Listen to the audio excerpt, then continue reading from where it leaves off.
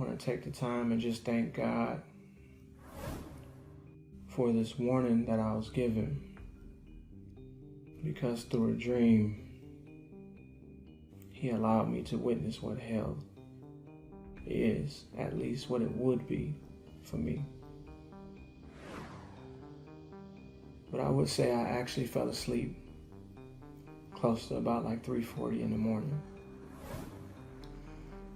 I tossed and turned, but God actually finally gave me rest at about 3:40 in the morning.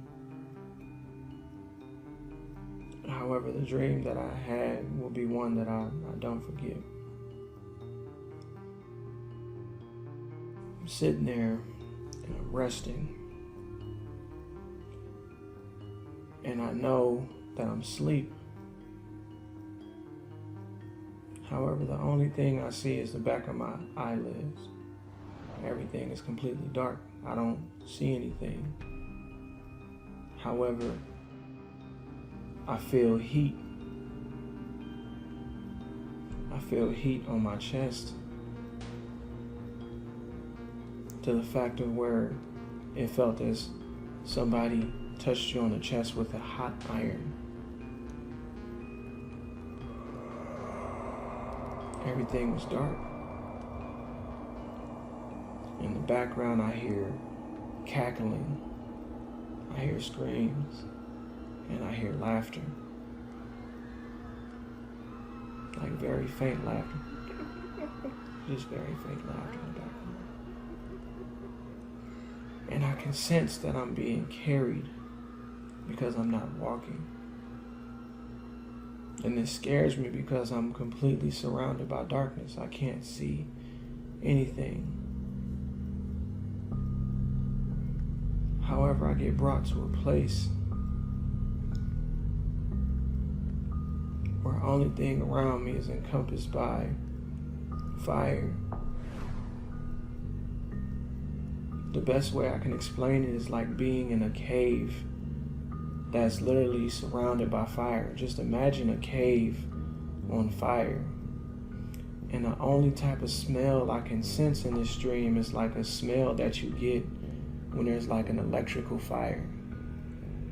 Like when you smell something electric burning, like electricity, like it's burning. And you can smell it.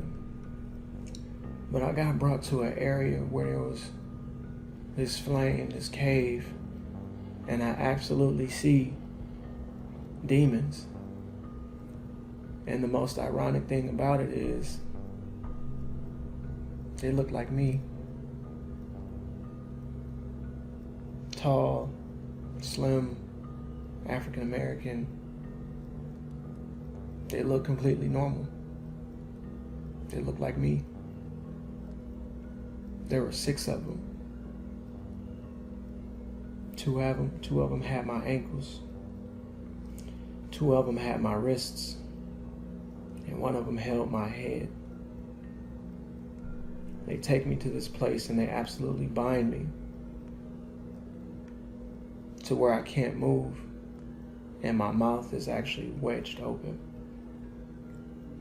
And the 6th demon reaches into my mouth and he pulls out my tongue. Now I stick out my tongue just so you can see how long it is now.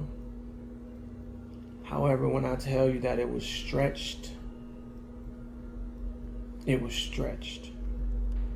I can't even tell you how long it was stretched. However, I do remember specifically the number 55. I don't know if it was yards, meters, feet, inches, I don't know. I know that my tongue was stretched. And I did hear one of the demons say, 55 is when he died because he lied. 55 is when he died because he lied. It was almost like a chant. But my tongue gets stretched and is put inside of a clamp. I couldn't even scream. I don't know if you guys understand in regards to how often you actually use your tongue to speak words. As kids, we used to play a game where it was like, hold your tongue and try to say a word, and you couldn't understand a single word that was saying. I couldn't even scream because my tongue was stretched out that far. But the same demon who grabbed my tongue, he grabs a scroll and he rolls out this scroll. And the scroll alone is 2.5 times longer than what they just pulled my tongue out to. And on this scroll is very, very fine print. Very, very fine print. Small words. I can't begin to tell you how many words was on this scroll.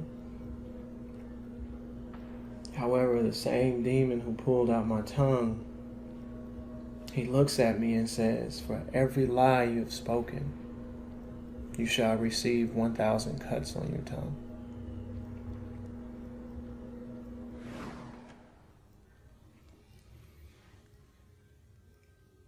The sad thing is he proceeded to do the cuts.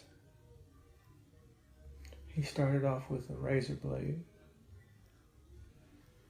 They were very, very shallow cuts, not deep in my tongue at all, but deep enough where I bled and that I could feel every last piece of the pain.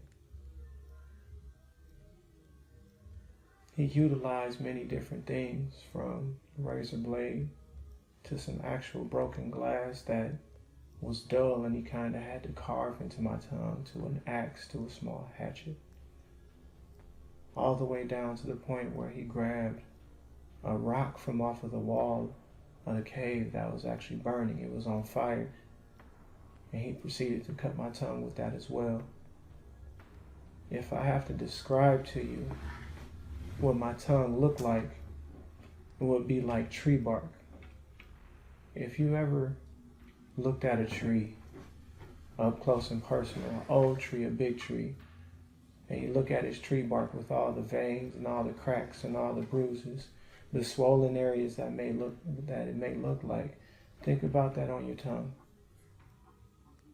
And this process repeated itself 4 times in that dream.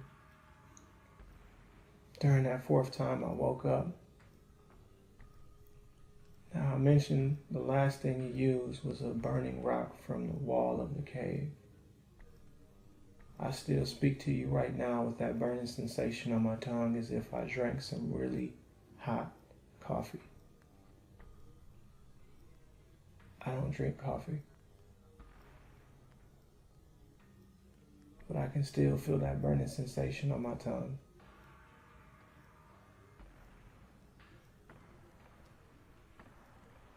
This is something that is very difficult to express and or talk about. But in the beginning, I said it is something I have to give God thanks for, because I have to receive it as a very firm warning. And if God decides to warn you, that is Him also telling you, you are one of my children.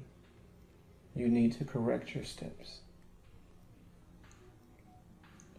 There are many people here on this earth right now who's doing all sorts of iniquity, and they don't get the opportunity of what I just had, and that is actually being able to see. To be able to see what your torment can be, what it actually really feels like being separated from God.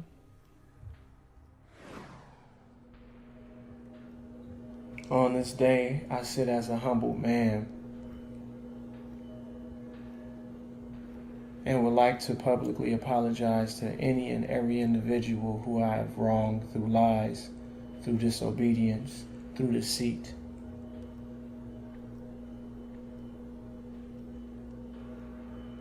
I did not want to lead you astray if I have.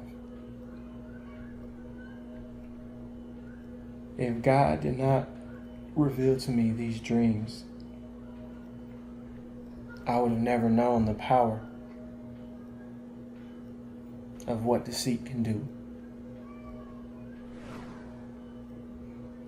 I encourage that everybody take some time to themselves and actually reflect, really dig deep and reflect on what needs to be improved, what needs to work on.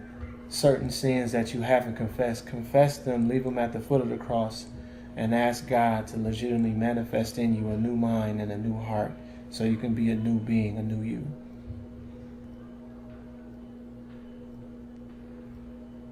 Search for love every day. Pray. Thank God for every single blessing. Once again, I just want to thank you for your time, and thank you, God, for sending me these dreams.